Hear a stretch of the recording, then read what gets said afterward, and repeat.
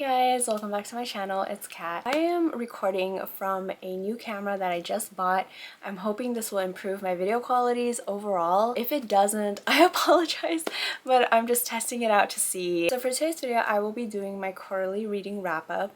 So I will be wrapping up for the months of January, February, and March. In total, I've read 8 books so far, starting off with the Dark Rise trilogy by C.S. Pacat. I have Dark Rise and Dark Air. I gave the first book 4.5 stars and the second book 4.0 stars. So this series follows Will, who is a dock boy, and he's running from men who murdered his mother. He was caught by the man pursuing him, and then he was freed by a group of people who call themselves the Stewards. He learns more about the Stewards, who are a group of people trying to prevent the Dark King from returning to the world. The Stewards are part of this ancient world, and the Dark King is also part of that ancient world. Will decides to help them with their cause because the Stewards believe Will is a reborn. He is somebody from the ancient world reborn into the modern world, and he is born to fight the Dark King and prevent his return. Until he learns who the Stewards really are, and what their true nature is, and what Will's true destiny is. Along his journey, he also meets many people from his past life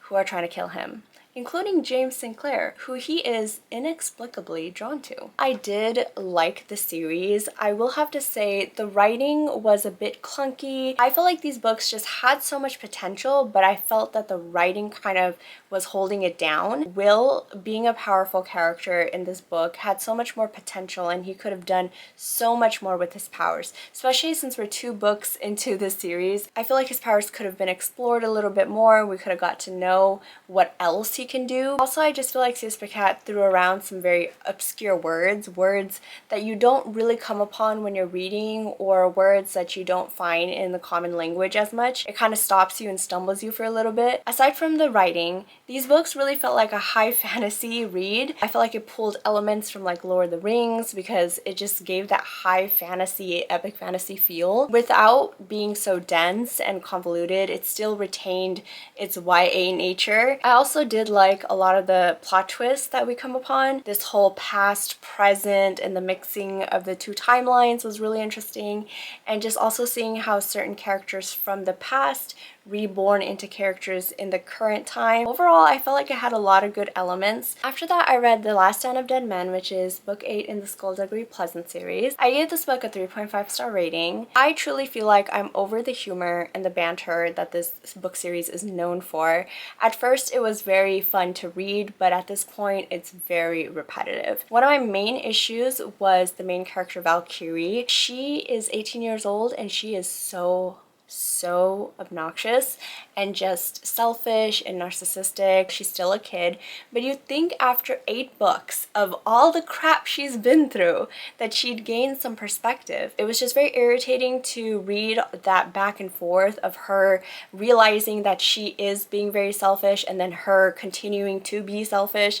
Like, girl, come on. And then she does not have a big enough emotional range. Like Hermione Granger once said, she has an emotional range of a teaspoon. She also cheated on a previous boyfriend with a vampire and somehow makes it the boyfriend's fault for why she cheated. So again, nothing is her fault. She's absolved of all issues and problems and flaws. It was very annoying to have to read from a major character who clearly just doesn't develop. This book had one too many characters. There was just so many people and so many characters to track. There was no direction that the plot really was going in. There was a bunch of subplots happening, and there's no really real overarching plot going on. This book was way too long. It was 600 plus pages, and it didn't need to be this long at all. The author used a bunch of filler to swell this book up to 600 plus pages. 3.5 stars upon reflection does feel a little generous. I would probably rate it a little lower. I'm just getting kind of over this series, to be honest. I will continue it,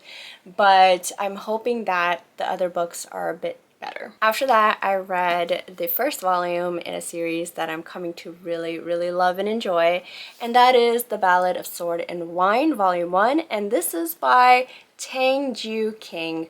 I am so sorry. I butchered it completely. I will always try to pronounce names that I know I'm going to mispronounce, but I'm so sorry if I butchered it. This is a Chinese translated novel. It is a Dan Mai, and this is my first Dan Mai book, and oh my god, it was so great. I gave it 5.5 stars. Again, I'm going to mispronounce the names, and I apologize. This book follows Shen Zixuan and Xiao Qie. Shen Zixuan is the son of a trader. His father basically fled war and his brother was killed, but because his father was a coward and ran away from the war, the enemy slaughtered a bunch of people and ravaged the lands. And then Shen Zixuan was caught. Everyone hates him and puts the burden and responsibility of his father's action onto him. He was sent to prison for 5 years, and during those 5 years he learns a lot. He comes up with some plans. He learns the truth about what really happened to his father. He's been scheming those 5 years in prison. Eventually he's let out. He's now a free man. He's now enacting his plans. Then we have Xiao Qie, who is his love interest. He's the supreme commander of the army, and they hate each other. Guys, true enemies to lovers right here. They hate each other, but they can't resist each other. It's so heavy on the politics that it may even push some readers away. It's not going to be for everybody, but I will not discourage anybody from trying it. I think it's worth trying. You can get really lost in here, again, because of the political nature of this book. All the scheming and all the twists and turns and all these characters having their own agendas. There's a lot to keep up with. Personally, I was so in love that it didn't even bother me, and I was actually able to keep up with a lot of it. I didn't have that much of a problem, so I don't think this will be an issue for every single person, but yeah, I definitely would encourage people to give it a try. Just know you may be lost, like really lost in the beginning. I was reading it and imagining it as a Chinese drama, and I've watched a lot of those, so that's what made it very immersive and more entertaining and interesting for me. Honestly, this almost felt like a Chinese Game of Thrones because it's pretty brutal. There were some scenes that were pretty brutal. The translation, amazing. Some of the most beautiful prose I have ever read, some of the most beautiful words I have ever read on page. Can't even sing enough of its praises. These characters are just some of the best characters I've ever read. They're so intelligent, so clever. They're always trying to figure out what the other person is doing. And they also flirt by fighting with each other, like when they do their martial arts techniques on each other. That's how they flirt. Xiao Qie finds out how Shen Zixuan's body and build is just by fighting him and touching certain parts of his body. It was like so intimate. And they have so many innocent moments, just like a slight touch of the neck or a brush on the arm, that are just so intimate because of the way it's described. There were a lot of plot twists, a lot of revelations. It had me in a chokehold. I just wanted to know what was happening next, what the next plot twist and the reveal is gonna be. It was crazy, and the dialogue, so cleverly written, guys. Some of the best dialogue I have ever read. What I appreciate about this book is how friendly this is for people who are going to read their first Dan Mai or first Chinese translated book, because there's a lot of like hand-holding. There's a lot of footnotes scattered throughout this book to kind of explain or define certain terms. At the back of the book, there's like a guide, like a glossary. So they have like character names and the titles. So you have like a list of all the characters and whatnot. So that was very helpful. They also have like a pronunciation guide, so you know how to pronounce certain words. Here's the pronunciation guide.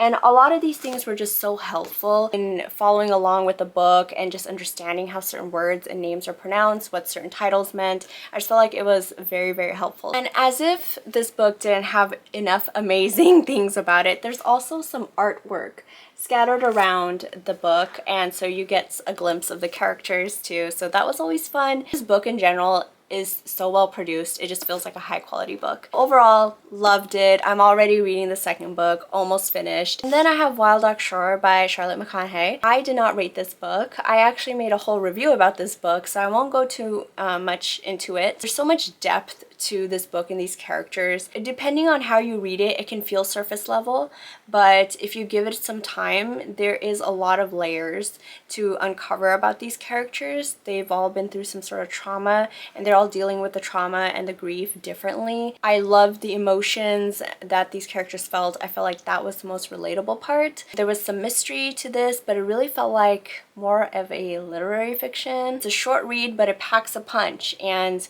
I did tear up just a teeny bit at the end. Do consider grabbing some tissues if you're going to read this book. And then I read The King of Elfhame Learn to Hate Stories by Holly Black. This is a short story collection following the Folk of the Air trilogy. Honestly, I read it because I bought it when I bought the Folk of the Air trilogy. I gave it 3.5 stars. Didn't really care. This is from Cardan's perspective, and I don't really care for his point of view because I don't really care for Cardan. He was one of my least favorite characters in the trilogy, so I really didn't care much about this book, but I will have to say this has some beautiful, beautiful artwork. So it was really nice to see that as I read along. It was okay. Glad to be done. We'll be selling it on my Pango Books. Okay, and then I read the first book in the Crave series, called Crave by Tracy Wolff, and boy, do I have some words. I gave this book a 2.5 star rating. I'm not gonna go too in depth with my thoughts because I've written a lot of notes about this book and it's just too much, and I just don't want to drag this video long with all the details of my thoughts. This book follows Grace, who lost her parents tragically, and she's called to Alaska by her uncle. She flies from sunny San Diego to snowy Alaska to attend Katmere Academy, where her uncle is the headmaster. Katmere Academy isn't a typical school. It is full of supernatural creatures that Grace is unaware of. Grace is always in some dangerous situation. Every single day she's getting hurt. She's always in some perilous situation where her life is at stake or her life is threatened. And that's basically what we read about, how she almost dies but doesn't because Jackson saves her. Jackson Vega, the popular bad boy of Katmere Academy. Grace later learns that Jackson is not human. He is in fact a vampire. I'm not spoiling anything, guys. These are just some basic things that you will find out by reading the first few chapters. I don't even feel like I should review this book or even be harsh, because what do you expect when you take a supposedly human girl and throw her into a private school where she's surrounded by supernatural creatures and she is drawn to a vampire? What do you expect, right? This has CWTV written all over it. I will say that this book had so much potential. I really felt like it had potential to be a pretty interesting YA supernatural book, but it fell short because of its annoying characters, of all the plot holes, and this terrible ass writing. No offense. I just want to say these are my thoughts, okay? Like, these are my thoughts. I know that this book series has a lot of fans. This was written like a first draft. If this book could get published, then honestly, anything could get published. So any aspiring authors out there, don't feel bad, okay? Don't feel bad. There were just pages of inner monologue of her questioning everything. I don't know what to say. What should I say to this? How could I do this? How could I do that? What can I do? How do I respond? Just a bunch of freaking questions. Like, girl, if you don't know, we definitely don't know. It felt like reading a diary. I have no interest in reading a character's diary. I felt like the author wrote this thinking that the reader was dumb because of how many things and how much explanation went into this. Nothing really needs to be explained. It's very straightforward. There's really not much thinking and pondering and introspection that needs to go on when reading this book, so I don't know why so much is explained. I can do a whole video on just Grace's character. She is somebody who is portrayed to be very fragile, so all the characters, her friends, her family members, Jackson definitely, they're all so protective of her and they coddle her. And it gives her no room to grow. Jackson is always around Grace. He's like a monitor spirit. He just never leaves her side. It's crazy. The amount of times I rolled my eyes, guys, every few pages I had to close the book and take a deep breath because the dialogue was so cringy. If you're looking for a book that reads like a script from a CW TV show, you're gonna get that. If you're looking for a book that mimics Vampire Diaries and The Legacies and all those shows, you're gonna get that. If you want to turn off your brain completely and just read something for vibes, here you are. this is a book for you. I will say that even though I had to put the book down several times, I still wanted to know what happened. I do like reading books that have like an academic setting. I could go on and on. Honestly, it is what it is. I'm going to continue the series because this book series was gifted to me, so I feel obliged to read it. And then I finish off the quarter with The Assassin's Blade by Sarah J Maas. I am kickstarting my Throne of Glass journey. I've never read anything by her, and I wanted to start off with Throne of Glass because that is the first series that she published. There's a lot of online debate on when you should read Assassin's Blade, if you should read it first or fourth or whatever the order is. I decided to read it first because it seems like a lot of people liked reading this first. That seems to be the general consensus, so I went with that. I did a reading vlog on it, so I won't go into detail. I'm planning to do a reading vlog for each of Sarah J Maas's books. Assassin's Blade has 5 short stories in which we follow Celaena and her adventures before the start of Throne of Glass. The first short story, which is The Assassin and the Pirate Lord, I gave it 4.5 stars. Second one, The Assassin and the Healer, I gave it 4.0 stars. The third, The Assassin in the Desert, 4.0 stars. Assassin in the Underworld, I gave it 4.5. And The Assassin in the Empire, I gave it 5 stars. Overall, really enjoyed it way more than I thought I would. It exceeded my expectations. This was such a well-written book. The editing was great, the writing was great. I am so excited to see where Celaena takes me as I continue on with the series, and yeah, very excited. And just to quickly go over the books that I did not read on my TBR, I wasn't able to make it. I was not able to read Final Girls by Riley Sager, Hush Hush by Becca Fitzpatrick, Loveless by Alice Oseman, Secret of Secrets by Dan Brown. That is all I have for my reading wrap-up. Please let me know if you've read any of these books and what your thoughts were. Take care of yourself. Again, take care of each other. Especially take care of your mental health. I've been going through a little bit of a struggle for the past week or so, but books definitely have been my escape and it's really helped me. But I will see you guys next time. Bye!